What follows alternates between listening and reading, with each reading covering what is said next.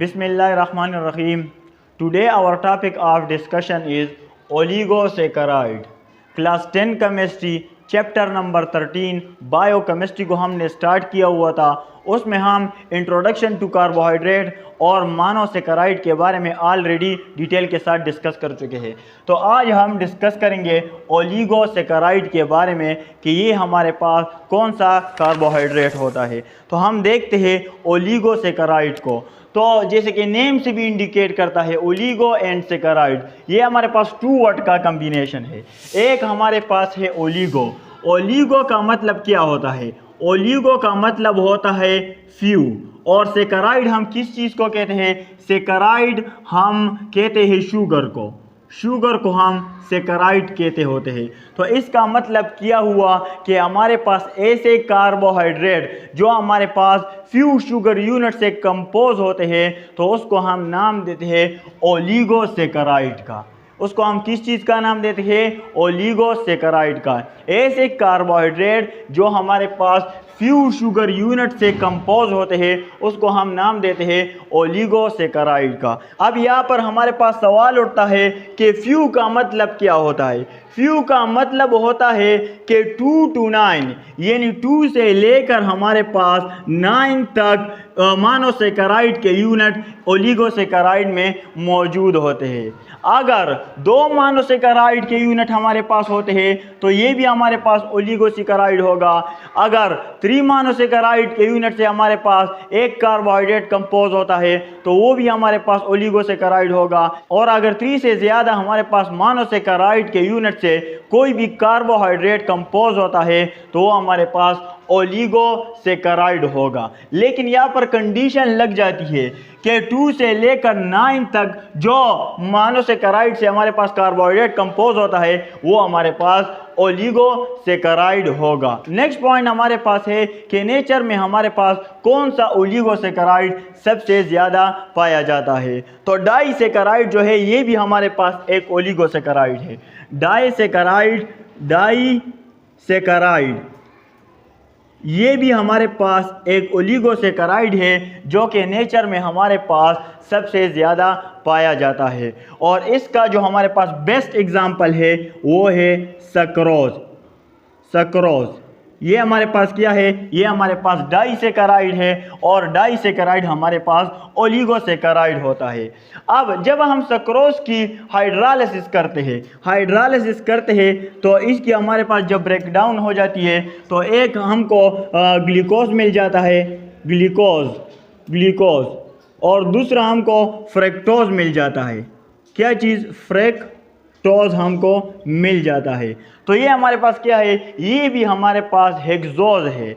इसमें भी हमारे पास 6 कार्बन एटम होते हैं और इसमें भी हमारे पास 6 कार्बन एटम होते हैं। यहाँ पर हम लिख लेते हैं कि सक्रोज का हमारे पास मॉलिक्यूलर फार्मूला क्या होता है?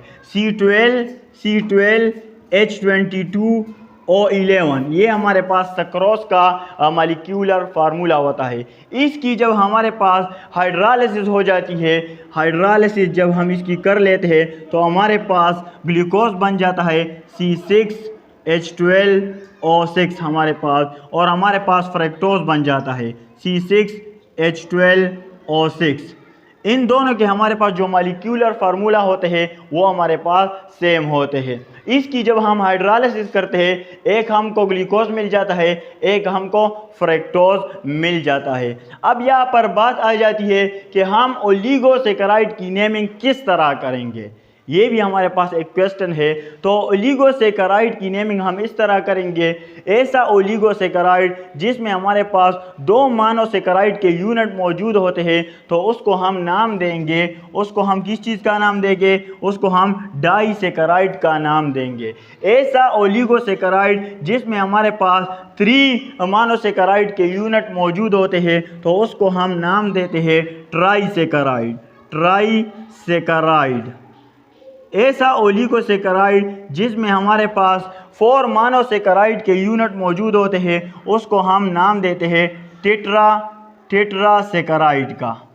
टेट्रासेकेराइड का हम उसको नाम देते हैं।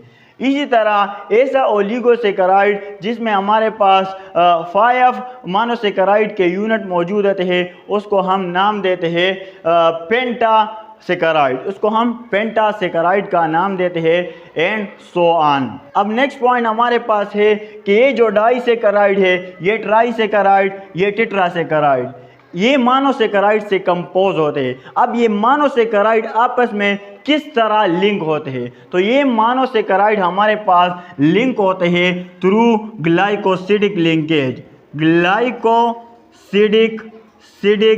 लिंकेज के थ्रू ये हमारे पास क्या होता है, ये हमारे पास बाइंड होते हैं। अब ग्लाइकोसिडिक लिंकेज इसका मतलब क्या होता है? ये हमारे पास ऐसा किस्म के लिंकेज होते हैं जब दो मोनोसेकेराइड के यूनिट आपस में बॉन्ड बनाते हैं, आपस में लिंक होते हैं, तो वहाँ से वाटर मॉलिक्यूल हमारे पास एलिमिनेट हो जाता है और दो मोनोसेकेराइड के यूनिट हमारे पास आपस में लिंक हो जाते हैं, बॉन्ड बना लेते हैं। तो ऐसे लिंकेज को फिर हम नाम देते हैं ग्लाइकोसिडिक लिंकेज, जो हमारे पास दो मोनोसेकेराइड यूनिट को आपस में लिंक करता है। अब यहाँ पर हमारे पास है ग्लूकोज और फ्रक्टोज, इसका भी हम स्ट्रक्चरल फार्मूला ड्रा करते हैं, तो सबसे पहले हम इसको यहाँ से इरेज कर लेते हैं, ताकि हम इसका स्ट्रक्चरल फार्मूला ड्रा करें। एक हमारे पास है ग्लूकोज, तो ग्लूकोज का जो हमारे पास स्ट्रक्चरल फार्मूला होता है वो हमारे पास कैसा होता है? उसमें हमारे पास 6 कार्बन एटम होते हैं, 6 कार्बन एटम हमारे पास उसमें मौजूद होते हैं। तो यहाँ पर आप लोग देख सकते हैं एक ऑक्सीजन एटम है हमारे पास और यहाँ पर एक अल्काइल ग्रुप हमारे पास लगा होता है CH2OH, यहाँ पर एक हाइड्रोजन होता है और यहाँ पर हमारे पास एक हाइड्रोक्सल मौजूद होता है। यहाँ पर हमारे पास एक हाइड्रोक्सल होता है और यहाँ पर हमारे पास एक हाइड्रोजन, यहाँ पर हाइड्रोजन और यहाँ पर हमारे पास हाइड्रोक्सल, यहाँ पर हमारे पास क्या होता है? हाइड्रोजन और यहाँ पर हमारे पास हाइड्रोक्सल। ये क्या है? ये हमारे पास ग्लूकोज का स्ट्रक्चरल फार्मूला है। इसमें 6 कार्बन एटम है और कितने हमारे पास हाइड्रोक्सल के ग्रुप है? 1 2 3 4 5। इसमें हमारे पास 5 हाइड्रोक्सल के ग्रुप लगे होते हैं, तो इसको हम नाम देते हैं हाइड्रोक्सी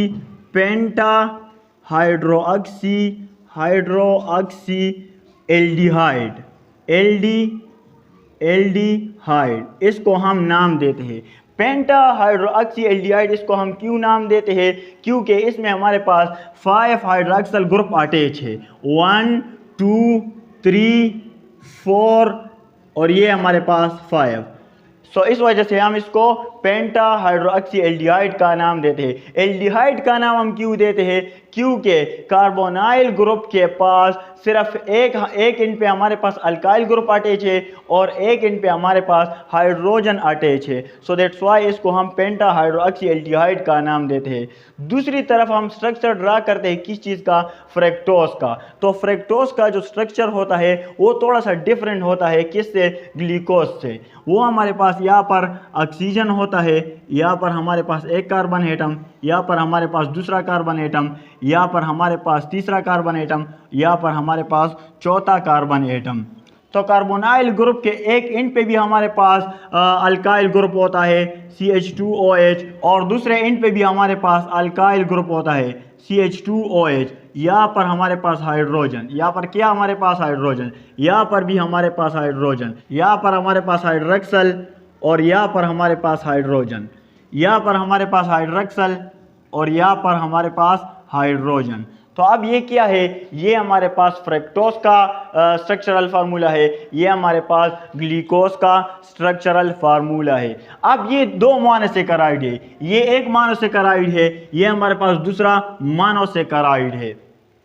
ओलिगोसेकेराइड जो होता है वो 2 से ज़्यादा हमारे पास जब मोनोसेकेराइड आपस में लिंक हो जाता है थ्रू ग्लाइकोसिडिक लिंकेज, तो इसको हम ओलिगोसेकेराइड का नाम देते हैं। अब ये मोनोसेकेराइड किस तरह आपस में लिंक होते हैं, तो इसको हम ज़रा देख लेते हैं। इसको हम नाम देते हैं पेंटा हाइड्रोक्सी एल्डिहाइड का, इसको हम नाम देते हैं पेंटा हाइड्रोक्सी कीटोन का इसको हम नाम देते हैं, क्योंकि कार्बोनाइल ग्रुप के एक एंड पे भी हमारे पास अल्काइल ग्रुप मौजूद है और दूसरे एंड पे भी हमारे पास अल्काइल ग्रुप मौजूद है। सो दैट्स वाई इसको हम पेंटा हाइड्रोक्सी कीटोन का नाम देते हैं। अब ये दो मोनोसेकेराइड के यूनिट आपस में किस तरह लिंक होते हैं? Through glycosidic linkage. तो इसको हम देख लेते हैं। यहाँ से हम इसको इरेज कर लेते हैं। ये हमारे पास ग्लूकोज का स्ट्रक्चरल फार्मूला है, ये हमारे पास फ्रक्टोज का स्ट्रक्चरल फार्मूला है, ये भी हमारे पास हाइड्रोक्सल ग्रुप है और ये भी हमारे पास हाइड्रोक्सल ग्रुप है। तो इसको हम थोड़ा ओपन करके लिखते हैं। ये हमारे पास कार्बन एटम है, इसके साथ ऑक्सीजन लगा हुआ है और ऑक्सीजन के साथ हमारे पास हाइड्रोजन लगा हुआ है। यहाँ पर भी हमारे पास सेम केस है, यहाँ पर कार्बन लगा हुआ है, कार्बन के साथ ऑक्सीजन लगा हुआ है और ऑक्सीजन के साथ हमारे पास हाइड्रोजन लगा हुआ है। अब ये दोनों जब आप इसमें लिंक होते हैं तो हमारे पास होगा क्या? हमारे पास जो ये हाइड्रोजन है ये पॉजिटिव चार्ज गेन कर लेता है और ये ऑक्सीजन हमारे पास नेगेटिव चार्ज गेन कर लेता है। कैसे? क्योंकि हाइड्रोजन और ऑक्सीजन में ऑक्सीजन की इलेक्ट्रोनेगेटिविटी, इलेक्ट्रॉन विड्रॉइंग पावर ज़्यादा होती है, तो यहाँ से ये इलेक्ट्रॉन को अपनी तरफ पुल कर लेता है, ये हमारे पास नेगेटिव गेन कर लेता है, हाइड्रोजन हमारे पास पॉजिटिव चार्ज गेन कर लेता है। अब इस प्रोटॉन को अपना डुप्लीट कंप्लीट करने के लिए 2 इलेक्ट्रॉन की ज़रूरत है और वो 2 इलेक्ट्रॉन इसको कहाँ पर नज़र आ रहे? वो 2 इलेक्ट्रॉन इसको ऑक्सीजन के पास नज़र आ रहे हैं। तो ये प्रोटॉन क्या करेगा? ये प्रोटॉन जाके इस ऑक्सीजन से lone pair of electron accept करेगा और इसके साथ हमारे पास अटैच हो जाएगा, इसके साथ हमारे पास अटैच हो जाएगा। अब ये ऑक्सीजन जो है ये हमारे पास पॉजिटिव चार्ज गेन कर लेता है, क्योंकि हमें पता है कि जो स्पीशी हमारे पास lone pair of electron donate करता है तो वो हमारे पास पॉजिटिव चार्ज गेन करता है। तो ऑक्सीजन हमारे पास पॉजिटिव चार्ज गेन कर लेता है, यहाँ से ऑक्सीजन हमारे पास नेगेटिव है।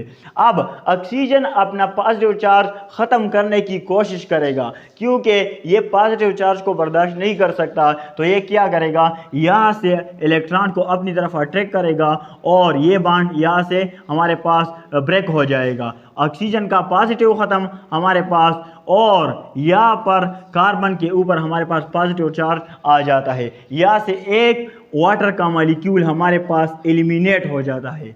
अब यहाँ पर होगा क्या? यहाँ पर ऑक्सीजन नेगेटिव है, कार्बन हमारे पास पॉजिटिव है, यहाँ से एक वाटर का मॉलिक्यूल हमारे पास रिमूव हो गया, ये वाटर का मॉलिक्यूल यहाँ से हमारे पास रिमूव हो गया। ऑक्सीजन हमारे पास नेगेटिव है, यहाँ पर जो कार्बन है यहाँ पर वो हमारे पास पॉजिटिव है, तो पॉजिटिव और नेगेटिव का आपस में बॉन्ड बन जाएगा और ये हमारे पास 2 मोनोसेकेराइड के यूनिट हमारे पास लिंक हो जाएंगे, कार्बन और ऑक्सीजन, और हमारे पास ओलिगोसेकेराइड बन जाएगा। इसको हम कहते हैं कि जब 2 मोनोसेकेराइड के यूनिट हमारे पास लिंक होते हैं तो रिजल्टेंट कंपाउंड को हम नाम देते हैं ओलिगोसेकेराइड का। ये क्या है? इसको हम नाम देते हैं ग्लाइकोसिडिक लिंकेज का, ग्लाइकोसिडिक लिंकेज, या इसको हम नाम देते हैं ग्लाइकोसिडिक बॉन्ड का भी हम इसको नाम देते हैं, जिसमें जब 2 मोनोसेकेराइड के यूनिट आपस में क्या होते हैं? लिंक होते हैं, तो वहाँ से एक वाटर का मॉलिक्यूल हमारे पास क्या हो जाता है? वो हमारे पास एलिमिनेट होता है और 2 मोनोसेकेराइड के यूनिट हमारे पास आपस में लिंक हो जाता है। तो इसको हम नाम देते हैं, इस लिंकेज को, इस बॉन्ड को हम नाम देते हैं ग्लाइकोसिडिक लिंकेज का। तो ये हमारे पास कुछ डिस्कशन था ओलिगोसेकेराइड के बारे में। Okay, thanks.